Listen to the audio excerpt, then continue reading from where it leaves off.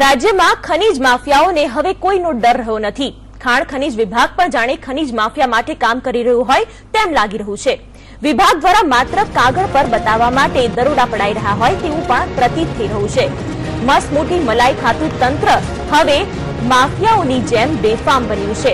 તમામને ખ્યાલ હોય છે કે ક્યાં ખનીજ ચોરી થઈ રહી છે, છતાં બુટલેગરોને સાચવતું તંત્ર ખનીજ માફિયાઓ પર પણ એ જ રીતે ચાર હાથ રાખી રહ્યું છે। આ વાતનો પુરાવો મળ્યો ગીર અભયારણ્યમાં।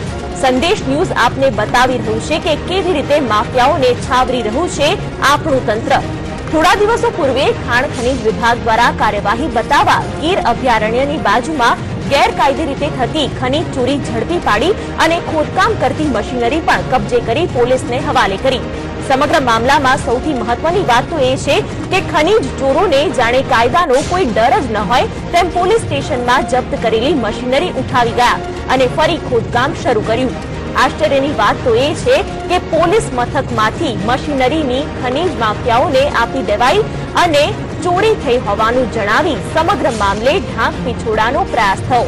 સમગ્ર મામલે ઉનાના ધારાસભ્યને જાણ થતા કૌભાંડનો પર્દાફાશ થયો અને ગીર ગઢડા પોલીસ મથકમાં જામવાડા ગીરના સરપંચ સહિતના સામે ફરિયાદ નોંધાવી।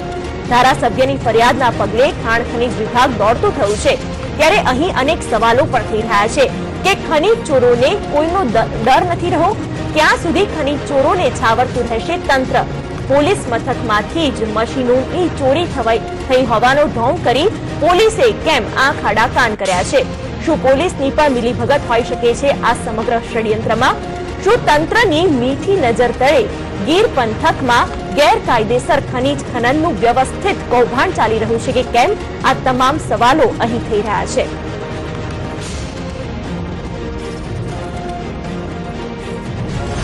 સરકાર ભાજપ વનોને પ્રોત્સાહન આપવામાં આવે છે, પર્યાવરણની જાળવણી માટેની જાહેરાતો કરવામાં આવે છે, વનને બચાવવાનું છે, સિંહોનું રક્ષણ કરવાનું છે, આવી મોટી મોટી જાહેરાતો કરે છે, પણ આવી પ્રવૃત્તિ અટકાવવામાં સરકાર ક્યાંય રસ લેતી નથી। અહીંયા ઘાટોળમાં 5-6 સરકારી પંચાયતમાં ગૌચરમાં ચાલે છે।